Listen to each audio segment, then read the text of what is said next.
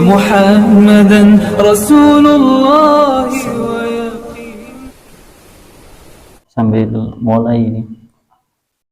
Bismillahirrahmanirrahim. Assalamualaikum warahmatullahi wabarakatuh. Alhamdulillah, innal hamdalillah nahmaduhu wa nasta'inuhu wa nastaghfir wa na'udzu billahi min syururi anfusina wa min sayyiati a'malina. May yahdihillahu fala mudhillalah wa may yudlilhu fala hadiyalah.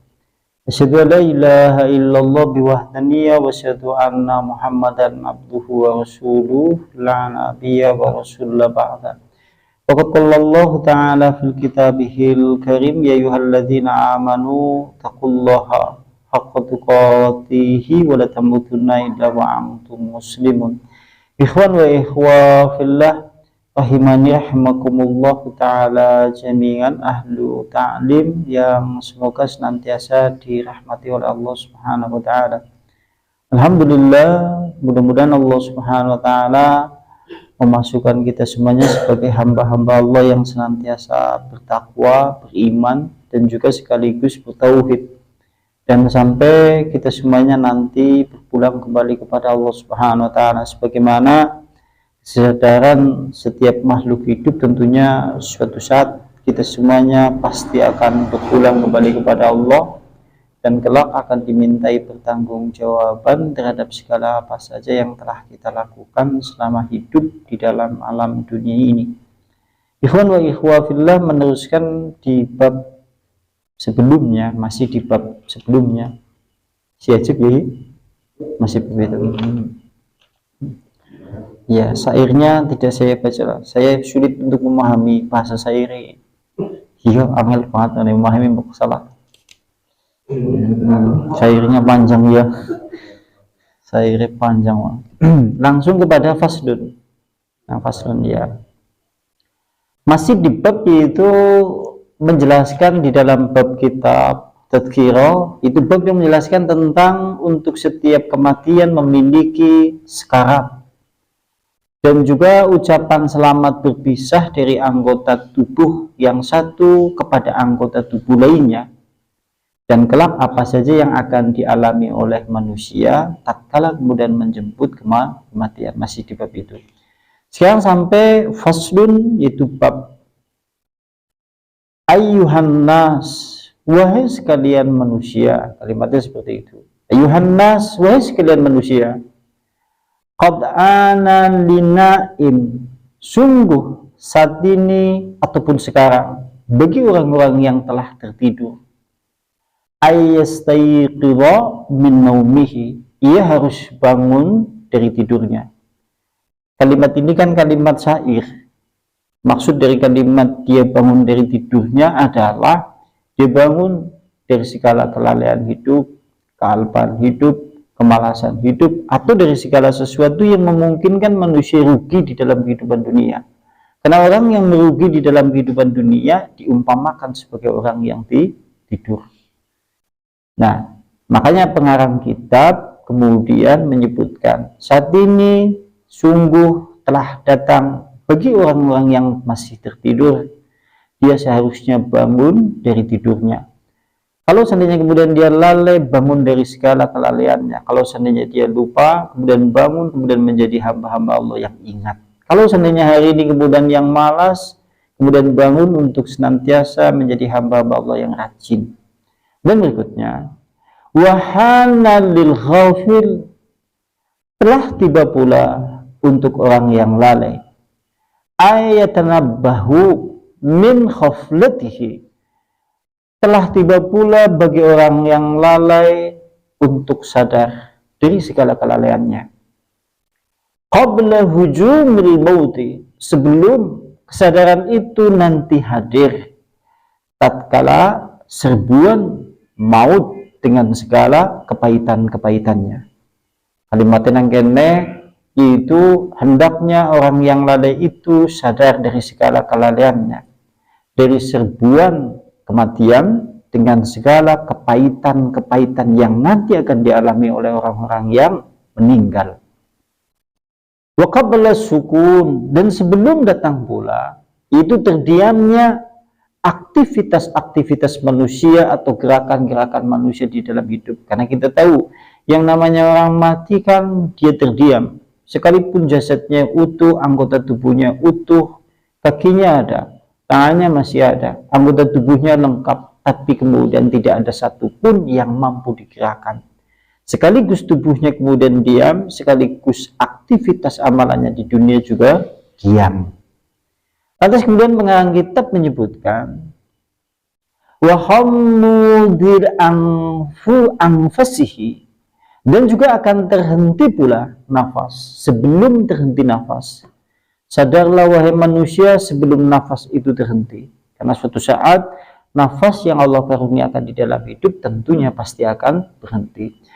Warahlatihi illa kabrihi, kemudian dipaksa perjalanannya untuk kemudian dibawa oleh saudara-saudaranya, kawan-kawannya, tetangga-tetangganya hendak dikuburkan di kuburan.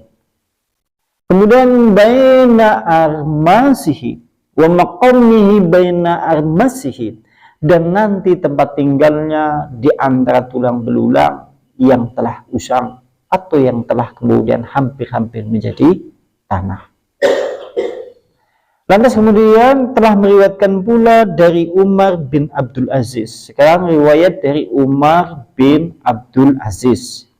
Annahu kataba ila unnasin, dia menulis kepada manusia min ashabihi, sahabat-sahabatnya. Suatu kali Umar bin Abdul Aziz menulis sesuatu atau menulis wasiat kepada sahabat-sahabatnya.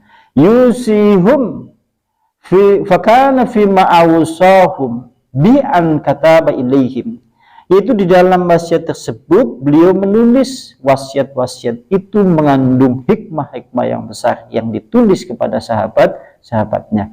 Amma ba'du, kita tahu sing jenengane kalimat amma ba'du kan setelah manusia mengucapkan kalimat pujian kepada Allah kemudian diikuti amma ba'd, adapun sesudah itu.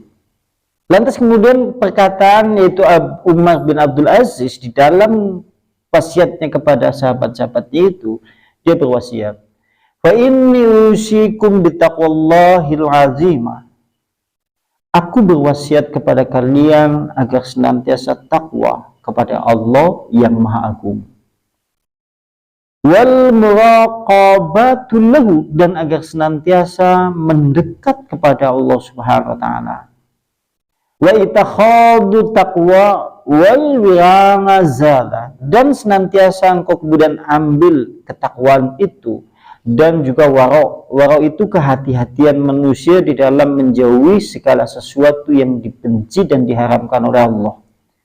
Dan hendaklah manusia itu mengambil takwa dan waro zada sebagai bekal nanti kepulangannya untuk menuju kepada Allah.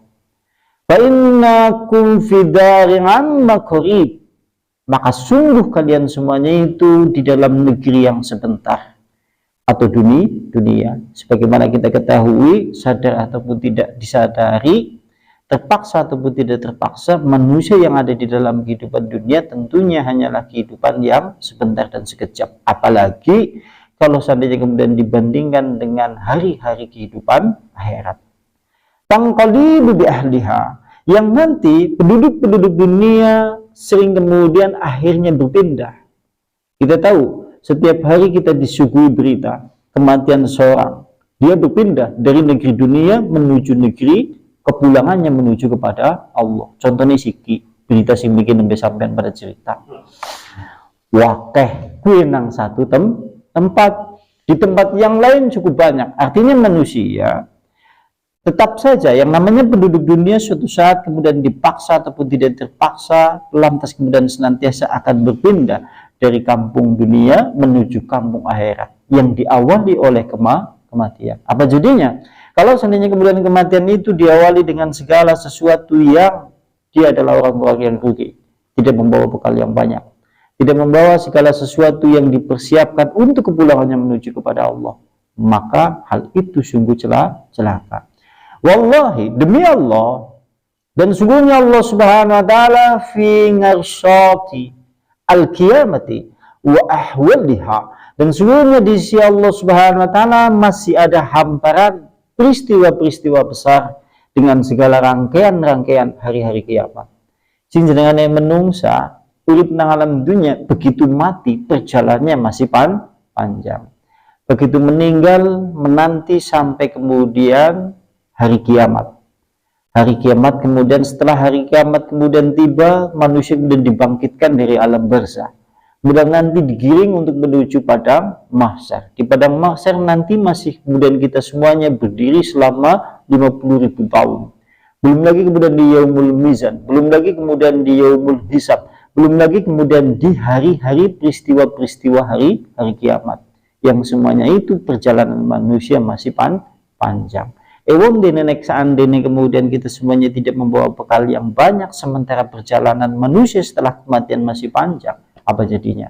Na'udzubillahi min dzalik. Dan berikutnya, yas'alukum nganil fatili wan nafiri. Nanti dia Allah Subhanahu wa taala akan bertanya kepada antum semuanya. Nanti Allah Subhanahu wa taala akan bertanya juga kepada kita semuanya. Bertanya terhadap segala apa saja yang telah kita lakukan di dunia, anil fatil, sekecil-kecilnya, bahkan sampai kemudian terperinci dan sangat terperinci. Pertanyaan Allah yang nanti akan diajukan kepada manusia. Ngesukan bakalnya dewek dimintai pertanggungjawaban terhadap segala perbuatan yang telah kita lakukan, sekecil apapun itu pasti suatu saat kelak akan ditanya oleh Allah. Wallahi, maka demi Allah, Allahum ibadallahi, ingatlah kepada Allah, wahai hamba-hamba Allah. Udkurul mauta alladhi labudda minhu, ingatlah dan senantiasa mengingatlah kematian, yang kematian itu sesungguhnya tidak boleh tidak pasti suatu saat akan menimpa kepada manusia. Fasma'u qallallahi ta'ala, maka dengarkanlah oleh kalian semuanya, yaitu firman Allah Subhanahu wa ta'ala. Yang pertama, kemudian Umar bin Abdul Aziz membawa surat Al-Quran, surat Ali Imran ayat 185. Di sana ada kalimat kullu nafsin dha'iqatul mauti.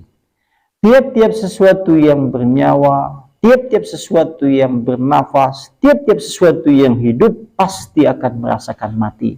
Surat Ali Imran ayat 185. Dan juga Allah Subhanahu wa taala berfirman dalam surat yang lain, yaitu surat Ar-Rahman ayat 26. Allah berfirman, kullu man 'alaiha fan. Setiap sesuatu apa saja yang ada di dalam permukaan bumi ini, fan, pasti sirna, pasti binasa. Surat Ar-Rahman ayat 26. Allah juga berfirman, yaitu di dalam surat Muhammad ayat 27. Fakaifa idza tawafathumul malaikatu yadribuna wujuhahum wa adbarahum.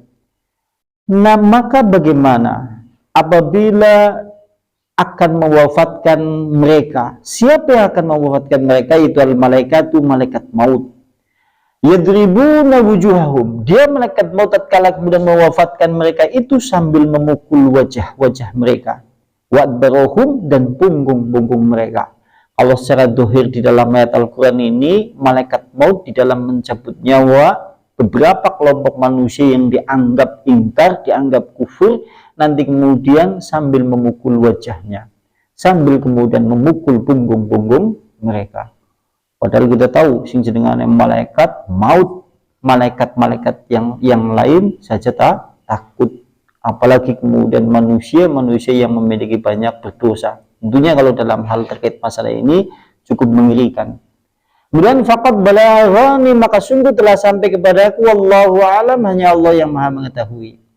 Annahum, sesungguhnya mereka malaikat maut, yadribuna, yaitu akan memukul dengan cambuk-cambuk dari neraka atau cambuk-cambuk dari api. Allah Subhanahu wa taala berfirman, kul yatawaffakum malakul mauti, katakanlah Muhammad, dia Allah Subhanahu wa taala, dia yang nanti akan mewafatkan kalian semuanya, yaitu malakul mauti, yaitu malaikat maut. Alladzi, itu malaikat maut itu adalah yang wakala, dia mewakili untuk mencabut nyawa kalian semuanya. Summa illa rabbikum, kemudian kepada Tuhan kalian turja'una, kalian semuanya dikembalikan. Pesan Umar bin Abdul Aziz kepada kawan-kawannya dari sahabat-sahabatnya, ditulis di dalam surat. Kalau seandainya kemudian kita perhatikan, maka pesan yang cukup mendalam, seakan-akan kalimatnya kemudian penuh dengan kalimat-kalimat yang mengandung pelajaran yang cukup besar bagi hati yang menyadari terhadap permasalahan bahwasanya manusia tentunya akan mati dan tentunya akan dimintai pertanggungjawaban terhadap segala apa saja yang kelak suatu saat akan dimintai pertanyaan terhadap segala apa saja yang manusia lakukan dulu di dalam kehidupan dunia.